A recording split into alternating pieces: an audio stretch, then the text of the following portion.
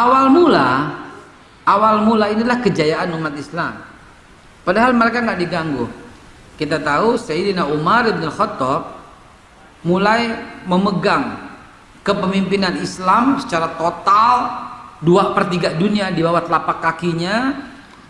Ya, 2/3 dunia itu meliputi seluruh Jazirah Arab dan sebagian besar 90% Afrika. Lalu ke atas sedikit Turki bagian Eropa sampai Perancis sampai Italia di bawah telapak kaki Umar bin Khattab. Lalu sedikit sebentar ke Asia sampai ke daerah sebelum India gitu ya, sebelum India, sebelum ntar di masa Utsman bin Affan baru masuk India, Tiongkok, Cina, Indonesia. Ya, itu sudah kita bahas. Kita sekarang udah masuk masanya. Ini sebagai pengantar untuk perang salib ya, karena dimulai di Yerusalem 1095. Ultimatumnya 27 bulan November 1095. Nah, mulai Juli 1096 ya, hampir beberapa bulan masuk dia ke Yerusalem. Dan di sanalah mulai terjadi pembantaian demi pembantaian. 8 negara yang ikut terlibat dalam hal ini ngerebutin satu kota, yaitu Yerusalem. Dan itu pun direbutnya itu nggak tanggung-tanggung, mulai dari 1096 sampai 1099. Dari dulu orang kafir keroyokan demennya dari dulu. Ya, sampai kapan? Sampai sekarang. Nggak berani dia kalau sendiri, nggak berani. Ajak-ajak ini yang lain. Ya, ajak-ajak partai lain, negara lain kok partai lain. Gimana sih ente? Ajak-ajak negara lain. Ini di sini sensitif banget ya. Salah ngomong dikit langsung rame gitu ya. Ajak-ajak negara lain, ya. Negara Prancis itu dari zaman dulu ada untuk menghancurkan, karena sakit hati ditentukan oleh Umar bin Khattab. Tripoli ada, Tripoli itu kalau sekarang Italia, ya sekarang Italia. Terus Inggris dari zaman dulu ada. Nah itu tuh negara-negara itu tuh, ya dari zaman dulu tuh. Belgia juga begitu juga, ya. Nah Amerika sih belum apa-apa Amerika. Nah jamaah sekalian, kejadiannya dimulai dari penaklukan oleh Sayyidina Umar bin Khattab radhiyallahu an. Umar bin Khattab menaklukkan 646. Karena tahun 644 Umar bin Khattab mulai menjadi khalifah. 624 wafatnya Abu Bakar Siddiq, ya. 634 maaf wafatnya Abu Bakar Siddiq mulai 634 sampai 644. Nah itulah ya. Jamaah sekalian, kalau kita mundur lagi sedikit supaya saya nggak salah tahunnya, kita tahu Rasulullah mulai dakwah 610 sampai 632, wafat 632 sampai 634 Abu Bakar Siddiq. Disitulah Umar bin Khattab 634, 635, 636 masuk ke Yerusalem. Ya, tadi saya bilang salah, 64 itu udah wafatnya. 636 Umar bin Khattab memerintahkan dari 634 sampai 644. 644 sampai 657 Utsman bin Affan, 657 sampai 661 Ali ibn Abi Thalib. 661 90 tahun kemudian 20 tahun kemudian itu Muawiyah ibn Abi Sufyan. 661 681 begitu. Jamaah sekalian dimulakan Allah, jadi Umar bin Khattab 636 masuk ke Yerusalem. Di Yerusalem itulah Umar bin Khattab menaklukkan, membebaskan sebenarnya. Islam tidak pernah menjajah, tanah orang dijajah, tidak pernah dalam Islam. Sekali lagi, jamaah santri Selasa Masjid Ittihad harus berkata dimanapun Anda berada, bilang tidak pernah terjadi peperangan Badar. Yang terjadi apa? Penyerangan Badar.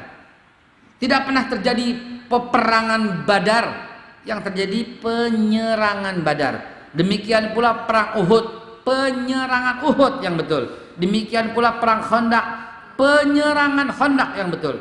Demikian pula perang yang lain dan seterusnya, dan semua perang-perang itu disebut penyerangan. Kenapa? Karena 24 kali Nabi diserang, bukan Nabi menyerang.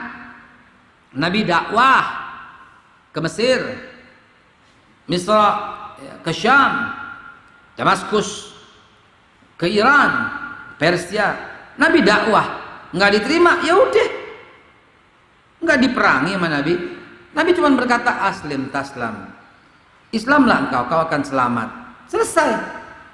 Mereka sakit hati, memerangi Nabi, kalah. Begitu aja. Dan negara-negara itu masuk Islam. Udah selesai begitu aja. Ya. Penaklukan karena membalas. Contohnya perang Mu'tah kemarin yang saya ceritakan beberapa waktu yang lalu. Itu sahabat Nabi kan yang namanya Umayyah diutus oleh Rasulullah ya, ke Heraklius di Romawi. Romawi pada waktu itu sangat berjaya. Ternyata dibunuh kan. Nah ini nggak boleh didiemin kalau begini. Nyawa dibalas nyawa dalam Islam. Gitu. Serahin siapa yang bunuh. Nggak dikasih. Ternyata yang bunuh raja. Harus dibunuh yang begini. Katanya begitu. Maka Rasulullah menyiapkan 20.000 pasukan. Khawatir kalau mereka membunuh rame-rame. Dan ternyata terjadi kan peperangan yang dahsyat. Itulah satu-satunya Nabi mengutus utusan. Tapi penyebabnya apa? Dibunuhnya sahabat Rasulullah Sallallahu Alaihi Wasallam. Jadi jangan kira Nabi cuma ngajarin zikir. Jangan kira Nabi cuma ngajarin rahmatan lil alamin. Jangan kira. Infiru khifafan wa siqalan wa jahidu bi amwalikum wa anfusikum dzalikum khairul lakum in kuntum ta'lamun. Itu juga ayat. Jangan beriman dengan satu ayat, pakai semua keadaan dengan rahmatan lil alamin. Islam dikucilkan rahmatan lil alamin. Al-Quran dibakar rahmatan lil alamin. Muka lo jauh rahmatan lil alamin. Bisa. Masa satu ayat pakai semua kondisi? Nggak bisa dong. Sering saya katakan masing-masing punya tempatnya.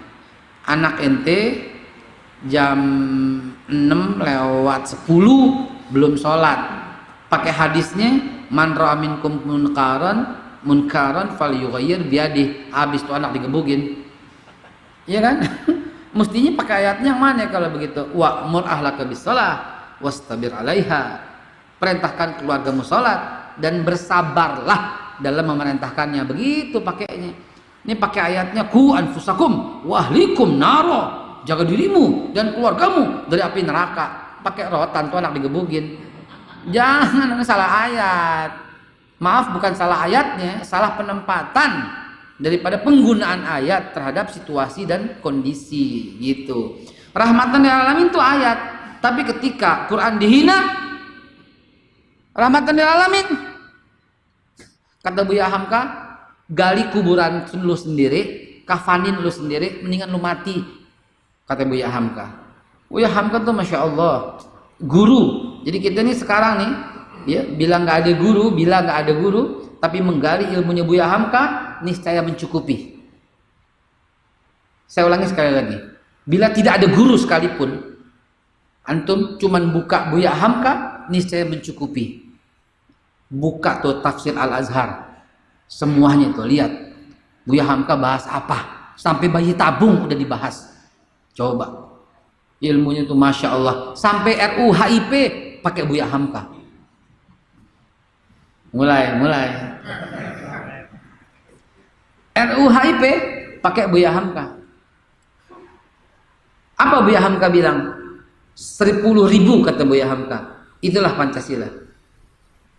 Tuh dalam Buya Hamka bilang 10.000 itulah Pancasila. Satu itu ketuhanan yang Maha Esa. Kalau satu di belakang, ada nggak artinya semua? Kagak ada artinya. Masya Allah. Dalam saudara. Ini tauhid. Ini tauhid. Perjuangan meluruskan tauhid itu selalu mendapat halangan, hambatan, selalu mendapat rintangan. Sejak kapan? Dari Nabi Ibrahim. Doain nih. Minta doa terus nih. Bukuannya selesai. Ya, gara-gara COVID bukuannya selesai. 3 hari yang lalu udah diserahkan penerbit, sementara 740 halaman sementara. Judulnya pun berubah. Judulnya apa? Perjuangan meluruskan tauhid sejak zaman Nabi Ibrahim